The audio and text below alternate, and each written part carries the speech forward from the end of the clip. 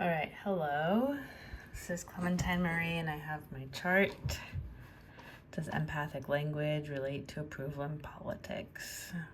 I chose to study or to deep dive into two politicians in the window of 2020 and the pandemic and the various crises in their countries, and I wanted to see how these two politicians who are viewed, at least from the US, so differently, how they were seen in their own countries, how their political agendas matched their speeches, and what happened over time as far as how people perceived them after they were done being in leadership role.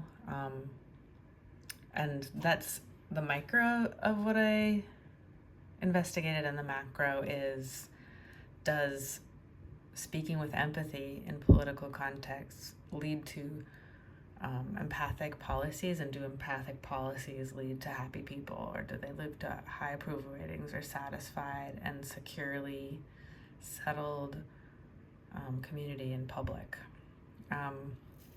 The results of my study are inconclusive.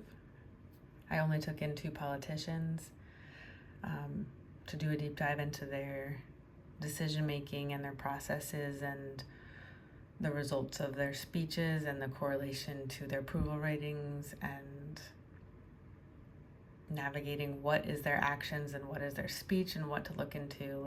I just only looked into two people. So if I was to do a study of like 50 politicians throughout time, I feel like that would be very interesting and would take months.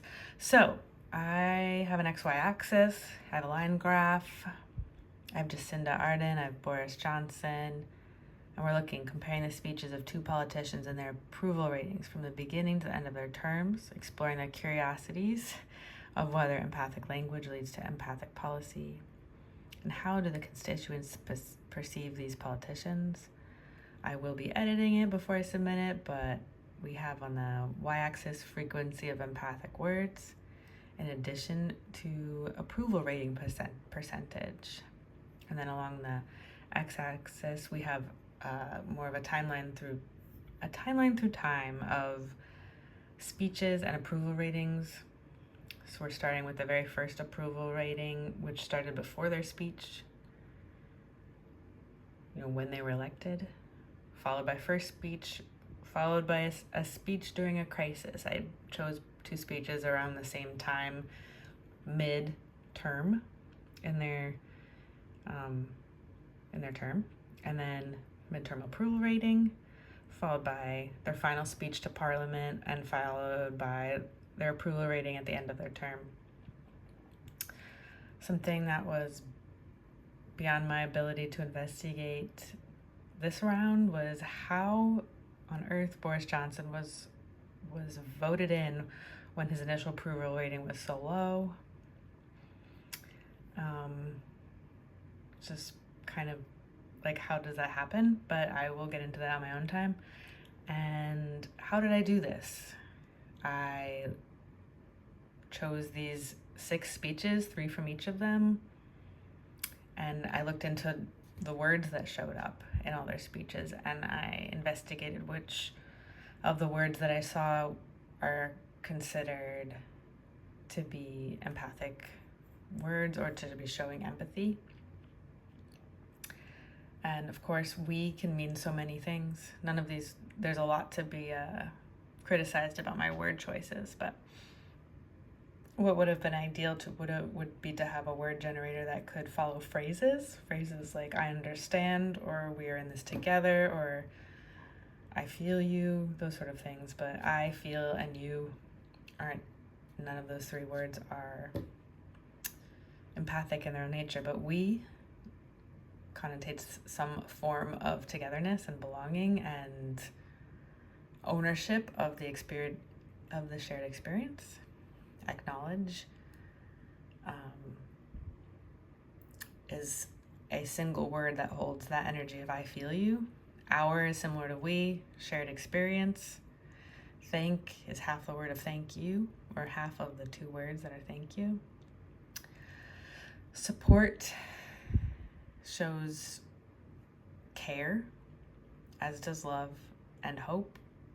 And let's is similar to we and our in that togetherness aspect, and that you are not alone sort of languaging, and protect, similar to support, in that way of I'm here as part, like, let us protect our rights, let us protect what we value. Yeah, and based on these 2 divisive political leaders, empathic speech appeared to correlate with empathic policies and higher approval, though we cannot discount the deep dive Ardern took at the end of her term. So I go into that in my paper a bit, and there is a way that we can see her approval rating, which is the lime green, definitely deep dove at the end of her term after her final speech. She was not as beloved in her own country. In fact, she can't live there. So, yeah, empathy. Does it create stronger politicians? That's still a question I have today. But I feel more curious about it now than I did when I started. I can say I chose these kind of playful colors because I enjoyed looking at it, but if I was making this for a true audience of like political advisors, I would probably use stronger colors like red or blue, more bold like Times Roman, and less rounded font, and less like playful title, which is every word is a different color, and that's just me enjoying what I was doing. And I think that's all I got about this. Thank you for your time.